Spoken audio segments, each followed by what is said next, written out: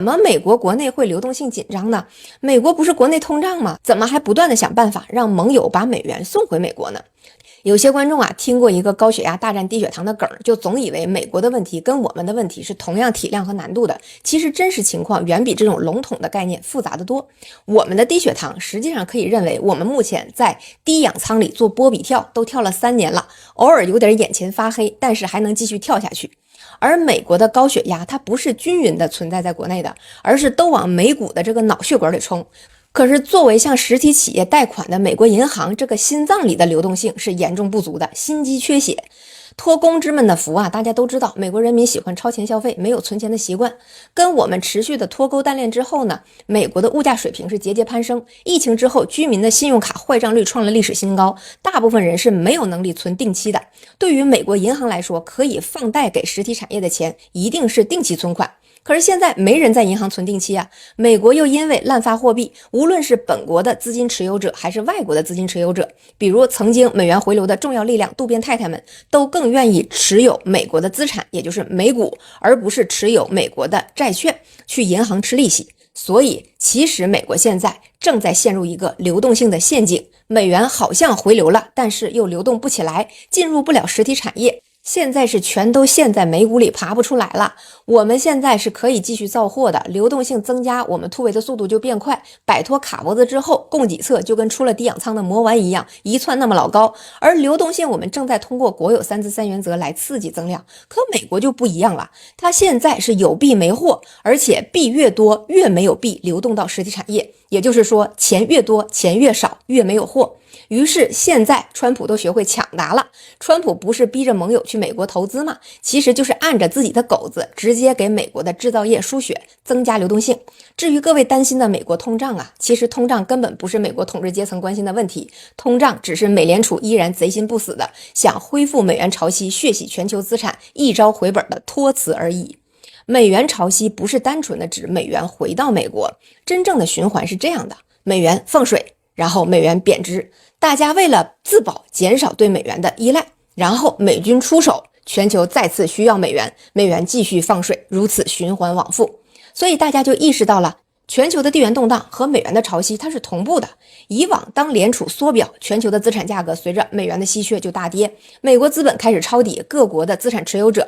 为了避险以及保值，就会主动的把本国的资产换成美元，就等于美联储加息大喊一声给我囤它，大家对美元的需求就会噌的一下成为推动美元潮汐的市场动力。这个时候美元的地位呢就被再次巩固了，美元是保值的，是稳定的，这个概念深入人心。即使这部分钱不回流美国，被就地存起来，其实都能构成对美元的需求总量，给了美国再继续印钱的巨大的空间。随着钱印多了，流动性恢复了，美国资本把当时1块钱抄底的该国资产10块钱再卖给原主，一来一去就赚了9块钱。如果该国买不起，还需要努力继续生产，用劳动换回美元，把自己原本的东西再买回来，里外里自己的东西再回到自己手里，要被美国缩了2遍。所以美元潮汐不只是钱带着全球资产回到美国，其实真正的价值点是全球需要美元。如果你不需要，那就打到你需要，需要避险，需要卖石油，需要说谢谢。总之，美军曾经就是确保全球需要美元的保险栓。欧盟、卡扎菲和萨达姆都打过不用美元的主意，然后呢，谈笑间灰飞烟灭的结局，这样既给了全球相信美元永远安全的保障，也给了试图挑战美元潮汐的人足够的敲打。可以说子孙帝王万世之业也，可是天下间哪有这么便宜的好事儿？财富永动机就可以永远持续下去吗？美国在60年代的时候，工业产值就占全球的 40%， 中产阶层最多时人口占比 70%， 曾经全球最大的供给侧就是美国，并不是我们。可是任何制造业强国都必然会受到周期的挑战和打击，每次高速发展的时候，其实都是风险和过剩的积累阶段。随着经济周期进入到萧条期，央行降低利率，市场流动性增加，本该是产业调整升级的大好时机。可是美国伟大的两党制就像一个溺爱孩子的家长，选民孩子说，我们不要产业转型高质量发展，不要承受温差和过剩出清的阵痛，我们就要赢，我们不管什么经济规律，谁给我们钱我们就选谁。于是每次选出来的那届政府都会选择通过美元潮汐做大金融业的繁荣，来裱糊制造业的停滞和衰落。只要让流动性涌进股市，收割全球的其他资产，从拉美到德日到苏联再到东南亚，自己的制造业积重难返，跟我一个就干4年的总统有啥关系？下一届我要还想连任，还得继续印钱发钱炒股市。于是看着挺爽的美元潮汐，实际上就伴随着美国金融业的快速做大，彻底反噬了美国曾经无比辉煌的制造业。可以说在美军的保驾护航下的美元潮汐，配合着美国的两党制，最终孕育出了美国金融业这颗毒瘤。金融业赚钱的速度，从人才到资金到政策到市场，全方位的抽干了美国的制造业一切的发展可能性，一直到现在。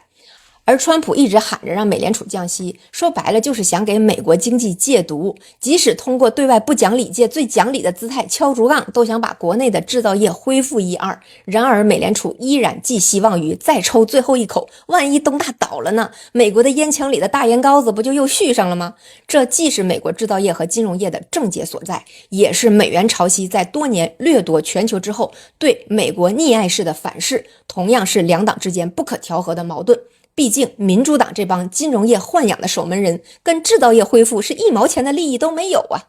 如今美军是被胡塞武装验出来的成色，其实随着美国制造业的垮塌，军工业也一样千疮百孔。如今把乌克兰以色列顶在最前面，自己只敢远远的朝委内瑞拉尼日利亚扔砖头，再难以像进攻阿富汗时那样给美元强势的授信。全球对美元的信任早已今非昔比，于是对美元的保值和避险需求这一部分就无法被满足了。而随着我们作为全球最大的能源、工业、原材料进口国，最大的工业品出口国，全球160多个国家的第一大贸易伙伴，有了自己的结算系统之后，要求跟我们结算使用人民币，不过分吧？货币交易货物才用到的币，才是最根本的稳定的需求啊！这么一买一卖，我国的对外贸易一大半现在都是本币交易了。那前面提到的美元潮汐最终要的动力原点，对美元的贸易需求也熄火了一大半。可以说这两条腿就没有一个是跑得起来的。所以从这个角度上来看，川普在韩国跟我们见面是有多么的铩羽而归，是不是就更清晰了？